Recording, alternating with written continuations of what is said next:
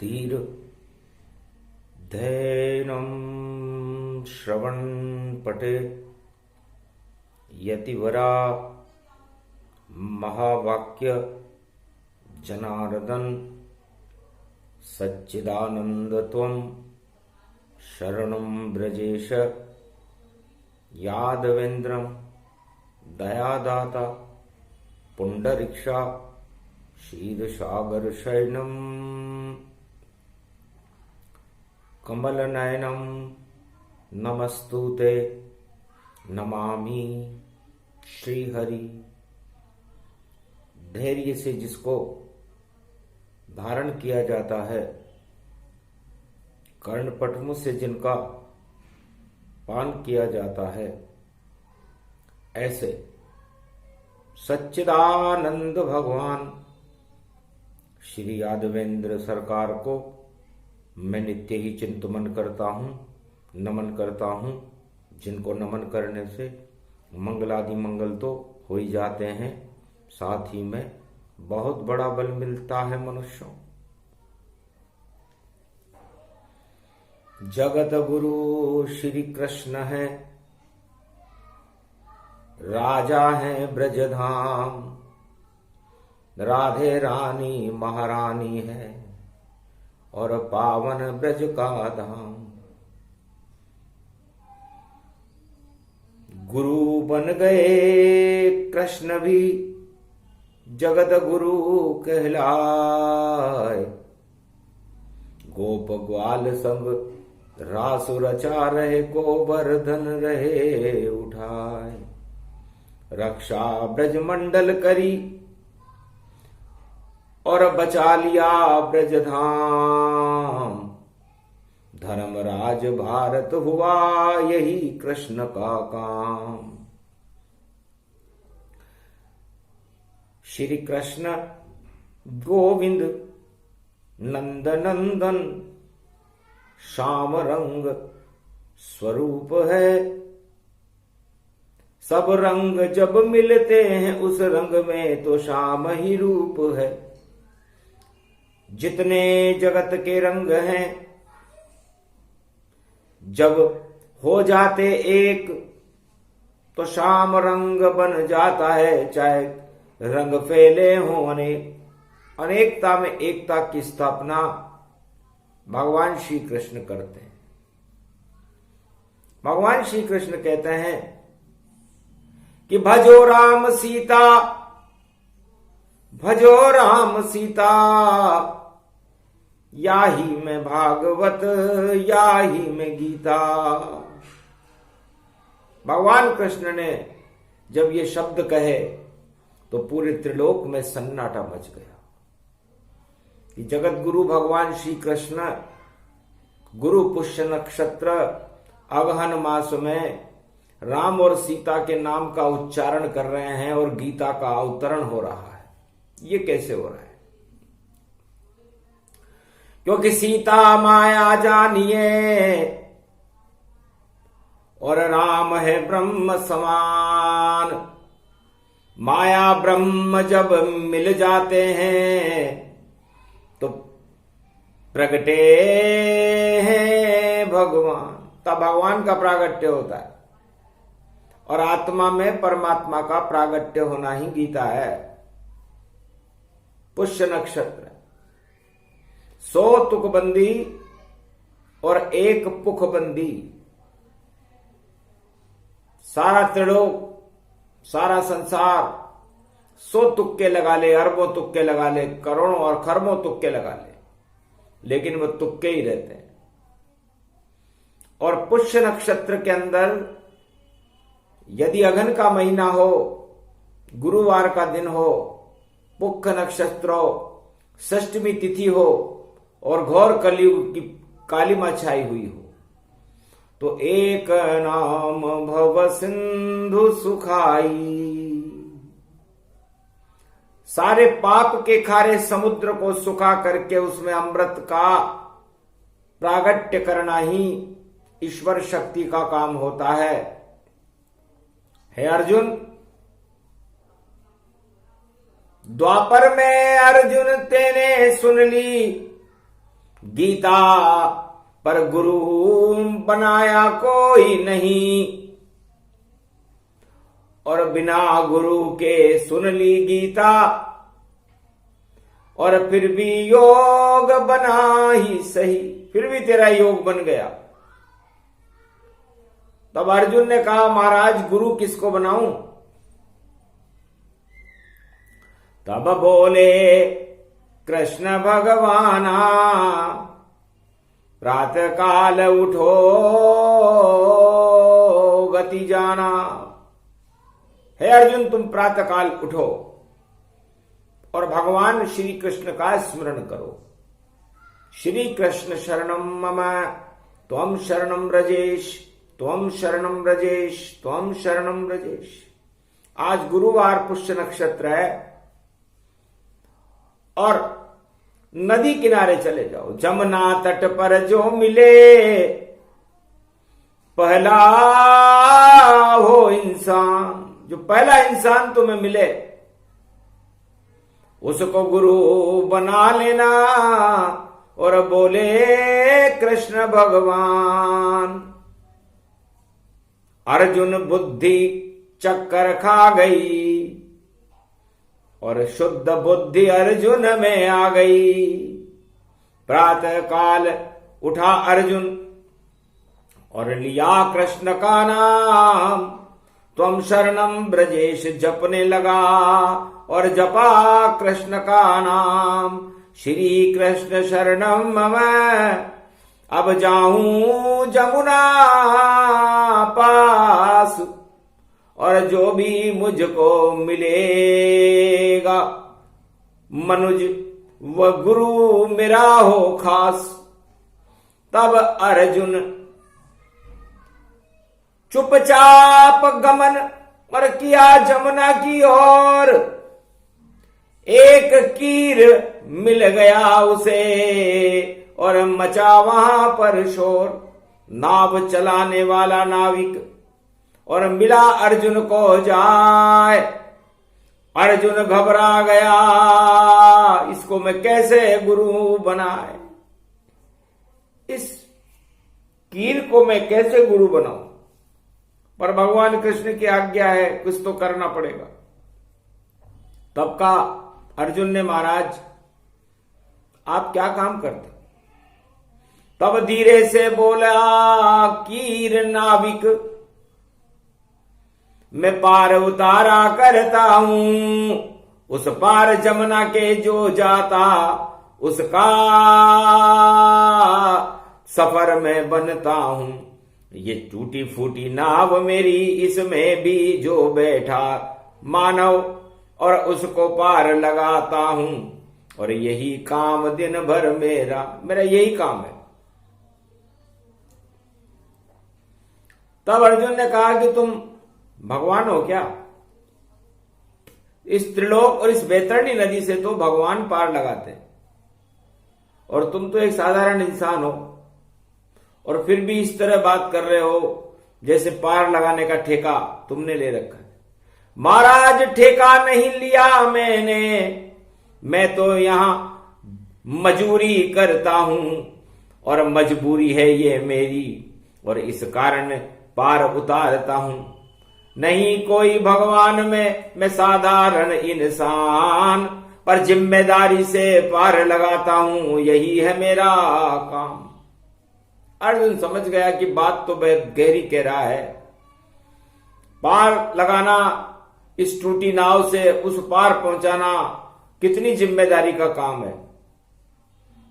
लेकिन इसमें किसी पाठशाला में पढ़े हो? तब कहा पढ़ा लिखा नहीं हूं मैं गरीब एक मजदूर बना, और खाने को नहीं दाना मेरे, नहीं है घर में मेरे चना। भूखे मरती मेरी पीढ़ी और फिर भी मजदूरी करता, और पार उतार उतार के मैं मेरे बाल बच्चों का पेट भरता। अर्जुन दया द्रवित हुआ और बैठ गया वह नाव। धीरे धीरे नाव चल रही और पार लगा दिया गांव। दूसरे गांव में पहुंचा दिया। अर्जुन ने सोचा चुपचाप वापस मैं पहुंच जाऊं, वरना मेरा असम्मान होगा। अगर नाव वाले को गुरु बनाऊंगा तो मेरा जाति में अपमान होगा। यही सोच कर वापस देखो आया घर चुपचाप, और किसी को नहीं बनाया गुरु, और सो गया अपने आप, सो गया। तब वापस श्री कृष्ण के गया अर्जुन पास, मुंह लटकाए खड़ा था, बहुत ही बना उदास। तो भगवान कृष्ण ने कहा, अर्जुन ये मुंह लटका कर क्यों खड़े हो? क्या तुम्हें कोई मनुष्य नहीं मिला कल जैसे तुम गुरु बनाते, तुम्हें ज्ञान होता, आत्मज्ञान कराता, तुम्हें मुक्ति मिलती? तब कहा, महाराज एक नाव चलाने वाला मुझको जमुना तट पर मिल पाया, पर इतना गरीब मजदूर था वह, उसको मैंने नहीं गुरु बनाया। हंसने लगे श्री कृष्ण तब, और बहुत हंसे तत्काल। अर्जुन तुझको श्राप लग गया, आया तेरा काल। अरे अर्जुन, अगन का महीना चल रहा है, तेरे पुण्य ही समाप्त हो गए। क्यों नहीं बनाया गुरु उसे? अब योनि भोगना तुझको पड़े, 84 लाख योनि भोगो, तब जाकर तुझको राज मिले। अरे वह तो गरीब मल्लाह था और गुरु बनाता तात, तो सारी कौरव शक्तियां तुझसे खाती मात। पर अब 84 लाख योनि भोगो, ये ताज नहीं मिल पावेगा, और कुरुक्षेत्र का राज तुम्हें और गुरु कृपा से ही मिल पावेगा।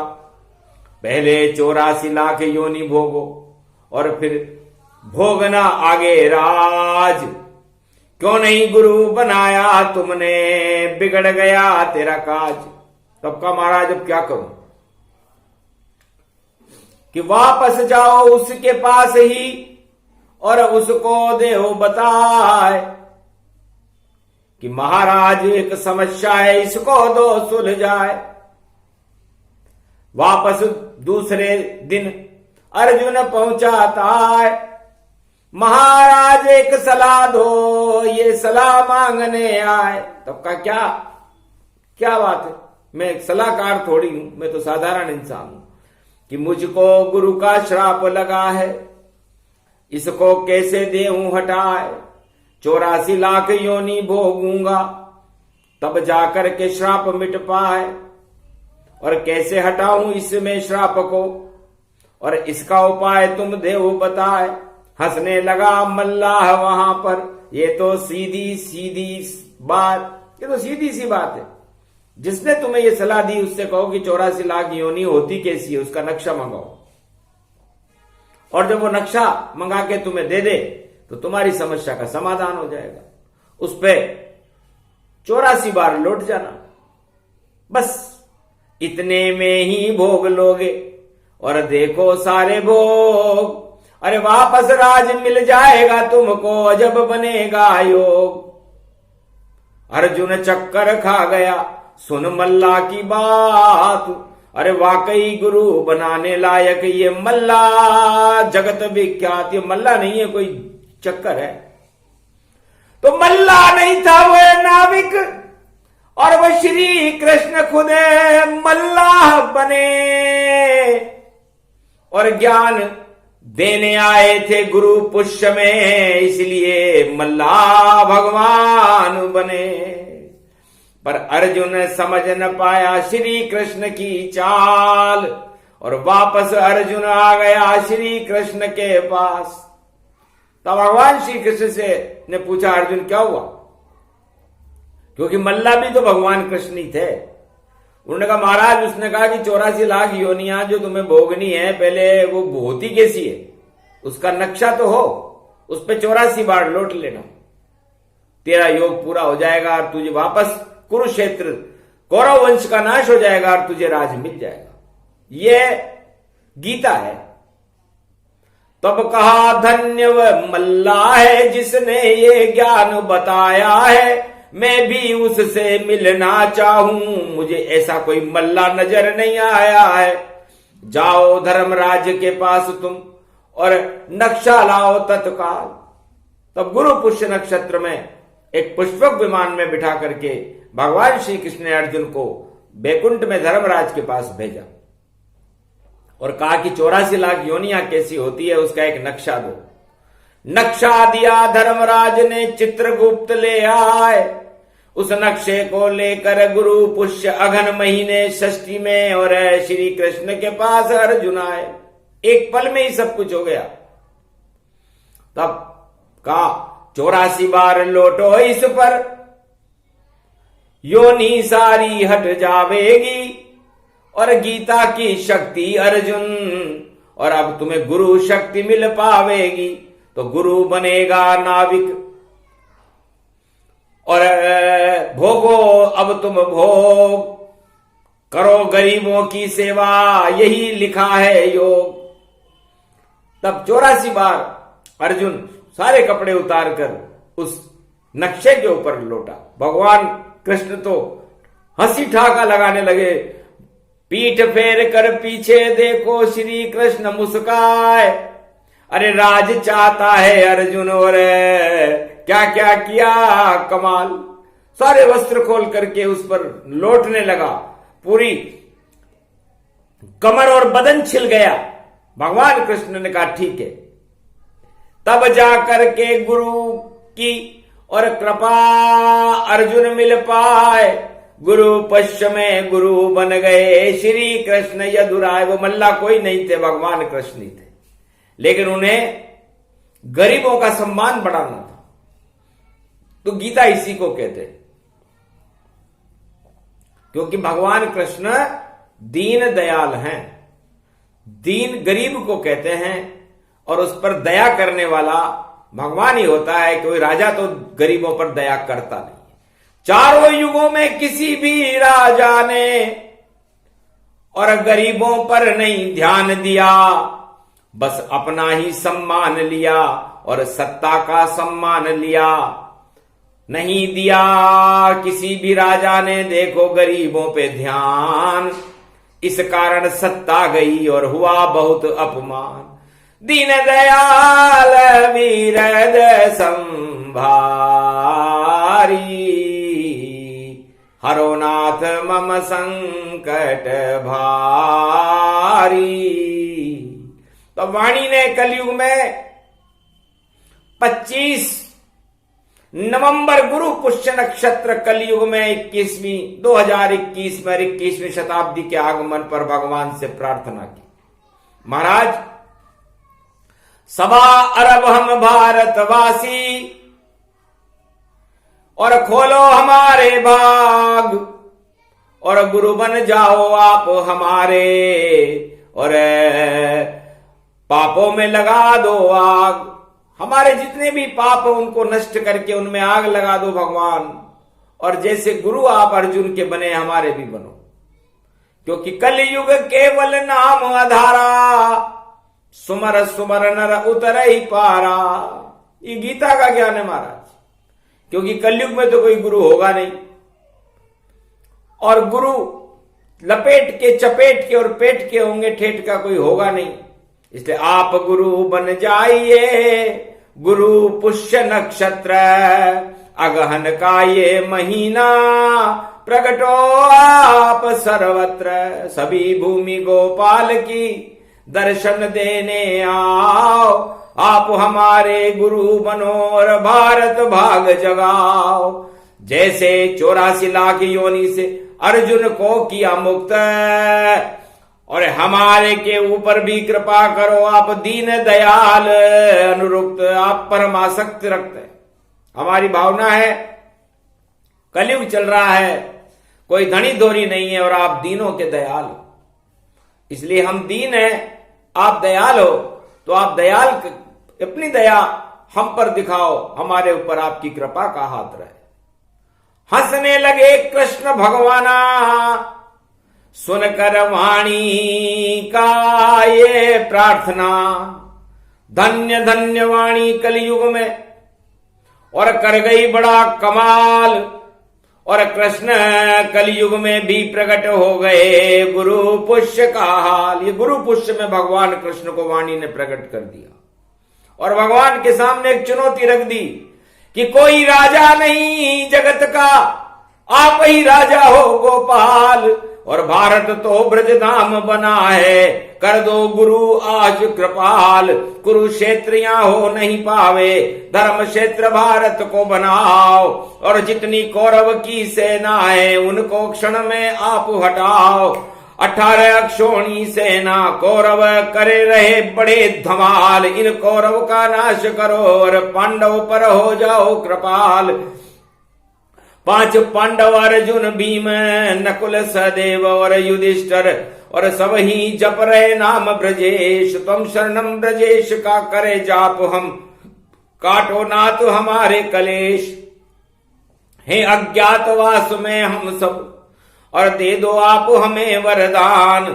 और सारथी बन जाओ कलयुग में आप हमारे, और हाथ में ले लो अपनी कमान। और 18 अक्षोणी सेना मटिया मेट करो तत्काल। 5 अक्षोणी सेना देखो, और उसके सारथी बनो विशाल।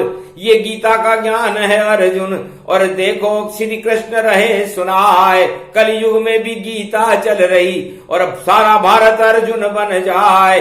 महाभारत जब होए भवानी, तो उसमें विजय कृष्ण हो पाए। धर्म क्षेत्र बन जाए भारत, कुरुक्षेत्र सारा मिट जाए। गुरु पुष्य की वाणी है ये, अमृत इसमें राह टपकाए। धन्य धन्य ये भारत भूमि, कृष्ण सुदर्शन लेकर आए। चक्र सुदर्शन चलने लग गया, पांचाजन्य शंख बजाए। विजय हो गई अब पांडव की, सारे कौरव हार गए जाए। तो कलयुग में जो कौरव नीति रखेगा, उसकी जबरदस्त हार होगी। ये भगवान कृष्ण ने गुरु पुष्य नक्षत्र में गीता ज्ञान देते हुए अगन के महीने में कलयुग के लिए कहा। श्री गीता धर्मस्य चरणस्य भूभवत्त भारत, रक्षते श्री कृष्ण गुरु गोविंद नाम ब्रह्मात्मयम्। जगत गुरु श्री कृष्ण हिमगिरी श्री कृष्ण, पीपल वृक्ष श्री कृष्ण, गंगा श्री कृष्ण, चंद्र श्री कृष्ण, सूर्य श्री कृष्ण, ब्रजधाम जमुना गंगा सरस्वती श्री कृष्ण, संपूर्ण भारतवर्ष श्री कृष्ण। गीता च ज्ञान गंगोत्री जमुनोत्री बद्री विशालम, केदारनाथम महाशक्ति तेजोमयी शक्ति श्री कृष्ण जगत गुरु नमामयम। भगवान श्री कृष्ण जगत गुरु बन गए, और जगत और भगत में बैर होता है। इसलिए होता है कि भगत भगवान कृष्ण की बातों को मानते हैं, गीता को मानते हैं, और जगत इंद्रियों की बातें और मन की बातों को मानता है। इंद्रियों में काम क्रोध मद लोभ होते हैं, और मन इंद्रियों के वशीभूत होकर के कुमार्ग पर चला जाता है। और 84 लाख योनियों में उन समस्त आत्माओं को भटकना पड़ता है इस मृत्यु लोक में, जो भोग की ओर लालायित है। और जो भक्त हैं वो काम क्रोध मद लोभ छोड़ करके अपनी संपूर्ण आसक्ति भगवान के चरणों में लगा देते, इसे गीता कहते हैं। तो अपनी 10 इंद्रियां, अपना मन और अपने संपूर्ण आसक्ति भगवान श्री कृष्ण के चरणों में व्यक्त कर दे, और आत्मा में ही भगवान कृष्ण के दर्शन कर ले, तो वैतरणी नदी से वह मनुष्य मुक्त होकर के, जीवन मुक्त होकर के परमात्मा को प्राप्त हो जाता है। गीता एक अमृत स्वरूप है, तत्व है, निराकार है। आत्मा और गीता निराकार है, रामायण साकार है। रामायण में राम की साकार उपासना होती है, सीता जी की साकार उपासना होती है, समस्त राजाओं की और देवताओं की और दानवता की भी उसमें उपासना होती है। तो देव दानव घमासान और रामायण में होता है। कैसा होता है समाज जगत में, वह रामचरित ही होता है। तो देहिक देविक भौतिक कित सारे संताप राम हटाने आते हैं और राम राज होता भारत में और श्री राम कर पाते हैं। तो देहिक देविक और भौतिक ताप चारों युगों में इस संसार में छाए रहते हैं और मर्यादा पुरुषोत्तम राम पुनः धर्म की मर्यादा स्थापित करने के लिए इन तीनों तापों को हटा करके राम राज्य की स्थापना करते हैं। उसे भी गीता ही कहते हैं, क्योंकि राम राज्य में राम राजा नहीं होते, महारानी सीता महारानी नहीं होती, वो तो वाल्मीकि आश्रम में करे भक्ति भारत की महारानी बनती है और राम भक्ति मां करते हैं शक्ति जनता में रहती है। और गुरु वशिष्ठ की आज्ञा से भारत का राज जब चलता है तब राम राज का फल भारत की जनता को तब मिलता है। 33 करोड़ जनसंख्या में हो जब राम राज हो पाता है और 56 करोड़ जब जनसंख्या तो कृष्ण राज प्रगटाता है। तो राम राज में दैहिक देविक भौतिक ताप समाप्त हो जाता है। 33 करोड़ भारत की जनसंख्या रहती है तब राम राज्य होता है और 56 करोड़ जब भारत की जनसंख्या रहती है तब कृष्ण राज होता है। दूध दही की नदियां बहती माखन मिश्री देत लुटाए, गीता ज्ञान अर्जुन को सुनाते तब द्वापर युग भारत आए। और कल युग में तो 1.25 अरब है, दुगनी दुगनी है प्रगटाए, आधे दानव आधे मानव और वर्ण संकरता फैल गई जाए। इस कारण सब मिक्सचर हो गया और फिर कौन यहाँ अब लाज बचाए। कलयुग में तो आए कल की और सारे जगत को गीता सुनाए। तो कलयुग में इस सारे झमेले को हटाने के लिए कल की भगवान का आगमन होगा। और वाणी ने प्रार्थना करी है कि दीन दयाल बिरद संभारी, हरो नाथ मम संकट भारी। तो कलंक के भगवान ने यह प्रार्थना स्वीकार की है और गीता का ये अमृत और भगवान कृष्ण की वाणी से जो गीता बनी है वो उनका वचनामृत है। भगवान कृष्ण का वचनामृत गीता है और चरणामृत जमुना है। और शरद की चांदनी में, शरद पूर्णिमा की खीर में जो अमृत व रास रचाते हुए अपनी समस्त अपने आत्माओं को खिलाते हैं जो उनके साथ रहते हैं, गोप ग्वाल गैया। और देखो सब ही करे पान, अमृत पान कराते हैं श्री कृष्ण भगवान। तो ये वाणी भी अमृत पान है, उनका वचन अमृत है जिसे गीता कहते हैं। और गीता में भगवान कृष्ण कहीं दिखाई नहीं देते। निराकार की ज्योति का और हर आत्मा में प्रकाश, और जो भी अनुभव करता है कृष्ण है उसके पास। ये गीता की शक्ति है, अमृत इसको जान। पुष्य नक्षत्र भी अमृत है और देखो पुष्प समान। तो जिसे कमल के फूल पर भगवान शंकर और ब्रह्मा विष्णु के नाभि कमल में पुष्य में विराजमान रहते हैं, उसी तरह शेष जी के पुष्य के ऊपर, शैया के ऊपर भगवान विष्णु विराजमान रहते हैं। लक्ष्मी कमलासन पर विराजमान रहती है, भगवान विष्णु के चरणों का चापन करती है। नारद घंटा ध्वनि करते हैं, गरुड़ जी पंख विहार करते हैं, शेष जी अपने शस्त्र फणों से भगवान विष्णु की वाणी का रसानुवाद करते हैं। और क्षीर सागर में समस्त ब्रह्मवेता कल्पवृक्ष कामधेनु शांति के उस समृद्ध में अंतरिक्ष के शब्दों का अवतरण होता रहता है, उसे गीता कहते हैं। अंतरिक्ष के शब्द हैं ये गीता का ज्ञान, इसमें जीवन की गति, बोले कृष्ण भगवान। तो इस मृत्युलोक में, जीवन में जो गति है, चारों युगों में जो विधि संयोग चलता है, काल चक्र चलता है, समय चक्र चलता है, सूर्य और चंद्रमा चलते हैं, पृथ्वी चलती है, नवग्रह चलते हैं और संपूर्ण त्रिलोक चलता रहता है, चलायमान रहता है, वही गीता की शक्ति है। और वह निराकार ज्योति स्वरूप की कृपा से चलता है। इसलिए गीता भारत को शेर बना देती है, गीदड़ को भी शेर बना दे। अर्जुन से तुम पूछो जाए, वृहन लला अर्जुन था, उस पर गीता सुनी शेर बन जाए। मारी दाढ़ उठाकर गांडीव, कौरव सेना हर सब जाए, हुई पराजय कौरव सेना जब अर्जुन शेर बन जाए। अर्जुन गीता सुनकर गीदड़ से शेर बन गया। कलयुग में सवारव आत्माएं इस समय गीदड़ स्वरूप है। उन गीदड़ों को शेर बनाना ही भगवान कृष्ण का परम धर्म है। और परम धर्म अहिंसा में होता है, हिंसा में नहीं। और भारत अहिंसा का देश है, हिंसा का नहीं। महाभारत भारत के लिए कभी उचित नहीं होता, और कम से कम भाई भाइयों में तो महाभारत होना ही नहीं चाहिए। भारतवासियों को आपस में एक दूसरे के प्रति वैमनस्य नहीं रखना चाहिए।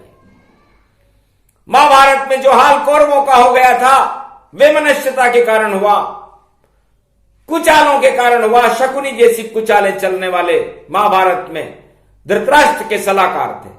तो जिस राजा के सलाहकार वैमनस्यता की नीति को संसार में और भारत में फैला देते हैं, वो राज्य और ताज पतन हो जाता है। चाहे वो सतयुग हो, हिरण्याकश्यप का राज पतन हो गया।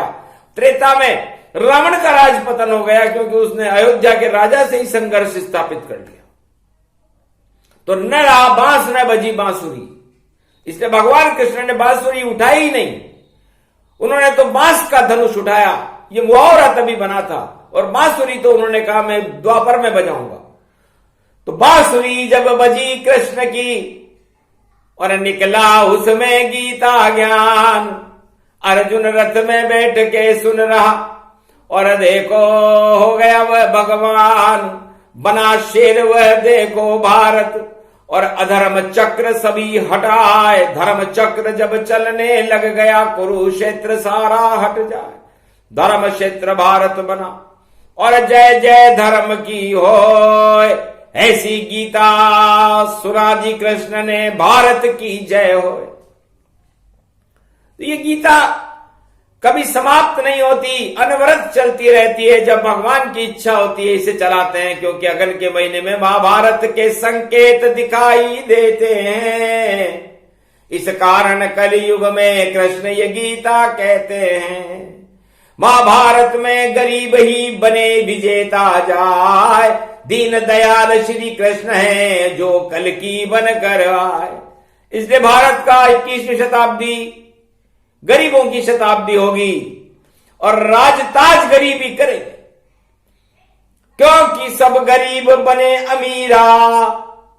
और कृष्ण गीता का किया सवेरा।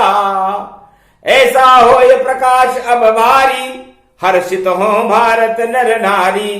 जितने बेमनुष्य जहर विष, सबको कृष्ण पी जाए। अमृत ही अमृत भारत में, और देखो बहता जाए। तो गीता किसे कहते हैं, और इसे गुरु कृष्ण भगवान जगत गुरु बनकर क्यों सुनाते हैं? ये प्रश्न यक्ष प्रश्न है, और इस प्रश्न का उत्तर बहुत जरूरी है, क्योंकि गुरु वह होता है जो संसार को तरण तारण कर दे, मानवता का कल्याण कर दे। उसके अंदर गुरुत्वाकर्षण होता है, और गीता भगवान श्री कृष्ण जगत गुरु का गुरुत्वाकर्षण है। इस गुरुत्वाकर्षण के अंदर जो अपना आकर्षण भक्त पैदा करते हैं, उनके अंदर तेज प्रकट होने के बाद जीवन मुक्त होकर के भगवान की कृपा के पात्र बन जाते हैं, उसे गीता कहते हैं। तो श्री कृष्ण का गुरुत्वाकर्षण, जगत गुरु है कृष्ण भगवान। कलयुग में भी वाणी बोले और कर दिया भारत का कल्याण। जितने जहर भारत में फैले उनको श्री कृष्ण रहे हटाए। कौरव नीति हटा दो भैयाओं वरना पतन तुम्हारा पाए। जो भी कौरव नीति रखे उसका होगा देखो नाश। और जो भी भक्ति करे कृष्ण की आए कृष्ण अब उनके पास। कलयुग में भी कल की राज इस भारत में होने वाला। कौरव नाश कौरव राज नसेंगे सारे और भारत जगत गुरु बन जाए। विश्व का जगत गुरु भारत हो और देखो भारत मंगल पाए। और ऐसा है कल की अवतार जो देख नहीं उसे कोई पाए। कहाँ छुपा है कहाँ है बैठा कहाँ बोल रहा वाणी जाए। कहाँ जलाता है वह दीपक किसकी भक्ति करता था। कोई बता नहीं सके गुरु जो कलयुग में भी खड़े दिखाए। वह तो भक्तों के दिल में है बोले कृष्ण वहां मुस्का। भगवान कृष्ण कहते हैं कि मैं भक्तों के दिल में रहता हूं भक्तों के दिमाग में रहता हूं। मैं भक्तों का और भारत का गुरुत्वाकर्षण हूं। इससे भक्तों का और भारत का गुरुत्वाकर्षण चारों युगों में प्रकाशमान रहता है। जैसे सूर्य और चंद्रमा रहते हैं उसके प्रकाश को कोई झिलमिल धुलमिल नहीं कर सकता। चाहे विश्व का कहीं का भी राजा हो कितने भी एटम पावर उसके पास हो कितने भी अणु अस्त्र हो कितनी भी सेना हो और कितनी भी शक्तिशाली हो लेकिन शक्तिहीन हो जाएगा जो भारत से टकराए। पता नहीं चल पाएगा कहां गया वह जाए। इसलिए भारत और भगवान में कोई अंतर नहीं है। इसलिए भारत एक गौरव है। भारत विश्व का जगत गुरु है। भारत के अंदर गुरुत्वाकर्षण है और गुरुत्वाकर्षण ही भगवान के शब्द अंतरिक्ष के शब्द उनका हृदय पटल ही गीता है। उस हृदय पटल को अपनी आत्मा में निराकार की ज्योति में देखो सूर्य में देखो चंद्रमा में देखो हिमालय में देखो गंगा में देखो अपने रोम रोम में देखो इस पंच तत्व में देखो। इन राजताज में रखा क्या है। राजताज धृतराष्ट्र का पल में किया समाप्त। बड़ा घमंड था धृतराष्ट्र को कि मैं चक्रवर्ती सम्राट लुट गए टाट चक्रवर्ती के और मर गए सारे पुत्र एक भी कौरव नहीं बचा।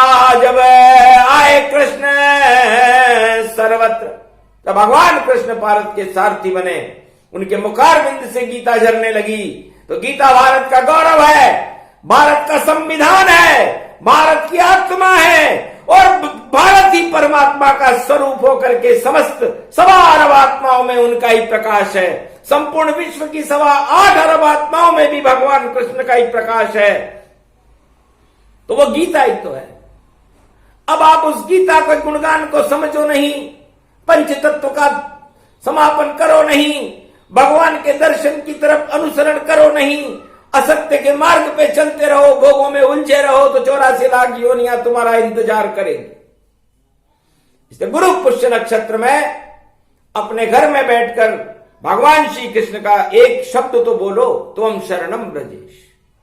गोलोकन के द्वार जब और खुल जाएगा प्रकाश श्री कृष्ण और राधे रानी आ जाएगी पास। भारत का कल्याण हो। ये गीता का प्रसंग सुने सुनाए जो इसे तो बरसे श्री कृष्ण के रंग।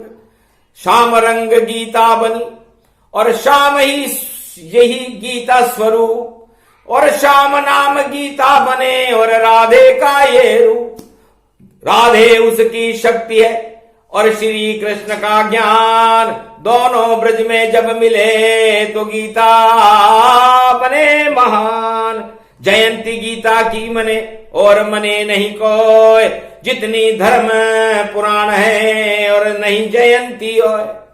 गीता की ही जयंती मनती है और गीता की ही जय जयकार होती है। किसी 4 वेद 6 शास्त्र 18 पुराण रामायण या किसी भी धर्म ग्रंथ की जयंती नहीं मनती। इसलिए गीता भगवान कृष्ण की आत्मा है दिल है और सर्वशक्तिमान भगवान कृष्ण का गुरुत्वाकर्षण है, उसके आकर्षण में आप सब भारतीय बैठ करके भगवान कृष्ण के नामों का गुणानुवाद करो तो हे भारतीय आपका कल्याण है।